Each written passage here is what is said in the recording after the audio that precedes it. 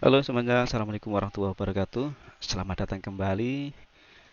Kali ini kita akan sedikit belajar lagi tentang psikologi belajar.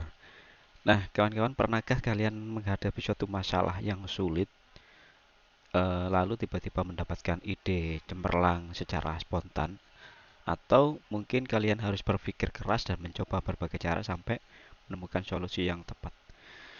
Dalam psikologi belajar ini, proses itu bukan sekedar kebetulan.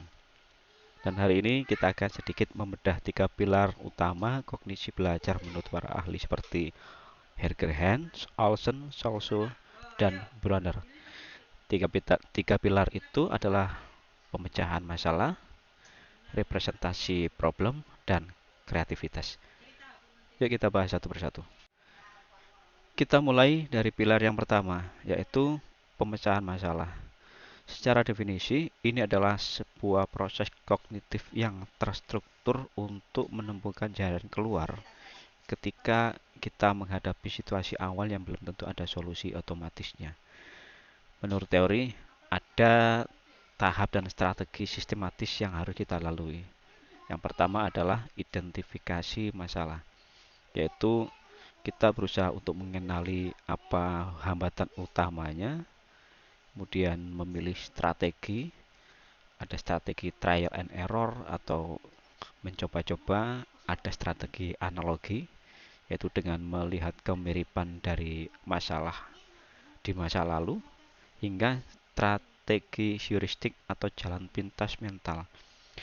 Dan ada algoritma yang merupakan langkah pasti selangkah demi selangkah.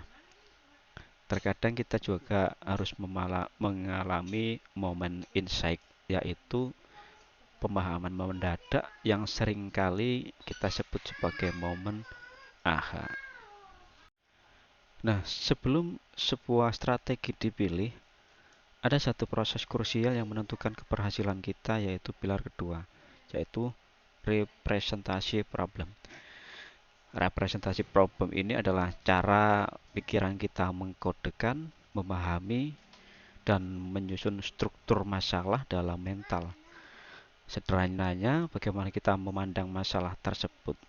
Pikiran manusia menggunakan tiga cara utama untuk saling melengkapi, yaitu representasi visual melalui gambar atau peta konsep, ada representasi verbal yaitu menggunakan kata-kata atau penjelasan logis, dan representasi analogis dengan mengaitkannya pada situasi lain yang mirip.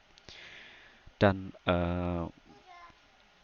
ingat ya, cara kita mempresentasikan masalah itu sangat menentukan apakah solusi yang kita ambil akan berhasil atau justru akan menemui jalan buntu. Nah, pilar selanjutnya ada kreativitas. Bagaimana jika masalahnya benar-benar baru atau butuh solusi yang unik? Di sini pilar ketiga ini yaitu kreativitas ya, adalah proses berpikir divergen yang menghasilkan gagasan orisinal dan memiliki nilai atau manfaat yang diakui. Menurut tokoh psikologi Wallace, proses kreatif itu ada 4 tahap penting, yaitu pertama ada preparasi, yaitu mengumpulkan informasi dan menganalisis masalah.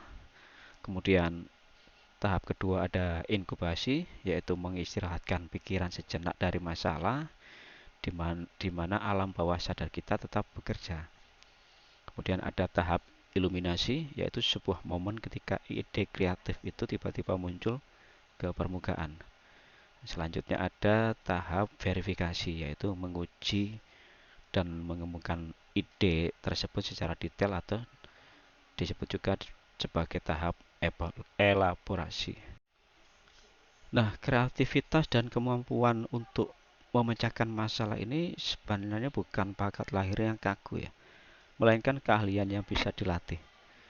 Jerome Belanger menekankan bahwa kreativitas akan dapat berkembang jika didukung oleh lingkungan yang bebas, terbuka, memiliki toleransi terhadap ambiguitas, dan didorong oleh motivasi yang kuat dari diri kita. Jadi ketika kita menghadapi masalah berikutnya, coba atur ulang cara kalian memandang masalah itu, berikan waktu pikiran untuk rehat, biarkan proses kreatif bekerja, dan setidaknya itu akan membantu kita untuk menemukan solusi yang tepat dengan cara-cara yang mungkin baru atau lebih kreatif. Jadi saya rasa untuk video kali ini semoga bermanfaat untuk proses belajar kita, khususnya untuk psikologi belajar. Dari saya terima kasih. Assalamualaikum warahmatullahi wabarakatuh.